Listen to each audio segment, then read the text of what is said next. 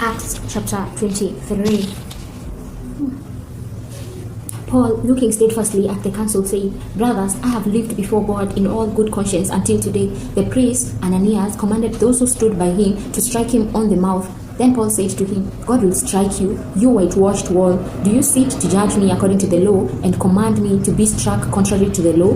Those who stood by said, Do you malign God's high priest? Paul said, I didn't know, brothers, that he was high priest, for it is written, You shall not speak evil of a ruler of your people. But when Paul perceived that the one part was Sadducees and the other Pharisees, he cried out in the council, Men and brothers, I am a Pharisee, a son of Pharisees. Concerning the hope and resurrection of the dead, I am being judged. When he had said this, an argument arose between the Pharisees and the Sadducees, and the crowd was divided. For the Sadducees say that there is no resurrection, nor angel, nor spirit, but the Pharisees confess all of this. A great clamor arose, and some of the scribes of the Pharisees part stood up and contended, saying, We find no evil in this man, but if a spirit or angel has spoken to him, let's not fight against God. When a great argument arose, the commanding officer, fearing that Paul would be torn in pieces by them, commanded the soldiers to go down and take him by force from among them and bring him into the barracks. The following night, the Lord stood by him and said, Cheer up, Paul, for as you have testified about me in Jerusalem, so you must testify also at Rome. When it was day, some of the Jews banded together and bound themselves under a curse, saying that they would neither eat nor drink until they had killed Paul. There were more than 40 people who had made this conspiracy. They came to the chief priest and the elders and said, We have bound ourselves under a great curse to taste nothing until we have killed Paul.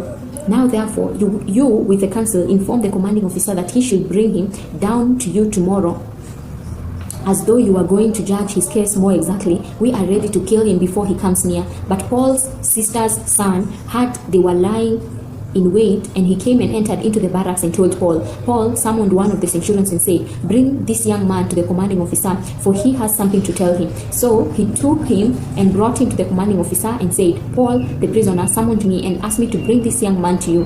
He has something to tell you. The commanding officer took him by the hand and going aside asked him privately, What is it that you have to tell me? He said, The Jews have agreed to ask you to bring Paul down to the council tomorrow, as though intending to inquire somewhat more accurately concerning him. Therefore, don't yield to them, for more than 40 men lie in wait for him, who have bound themselves under a curse to neither eat nor drink until they have killed him. Now they are ready, looking for the promise from you. So the commanding officer let the young man go, charging him, Tell no one that you have revealed these things to me. He called to himself 2 of the centurions and said, Prepare 200 soldiers to go as far as Caesarea, with 70 horsemen and 200 men armed with spears at the 3rd hour of the night. He asked them to provide mounts that they might set Paul on one and bring him safely to Felix the governor.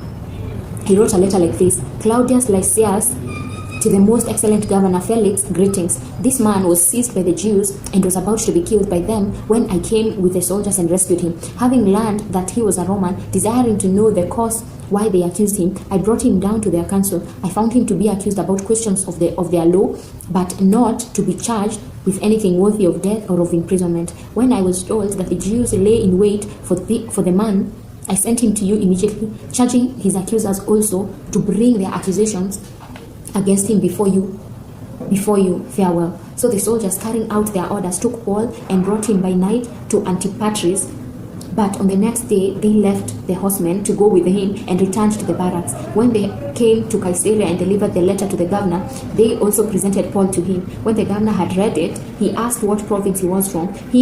When he understood that he was from Cilicia, he said, I will hear you fully when your accusers also arrive. He commanded that he be kept in Herod's palace.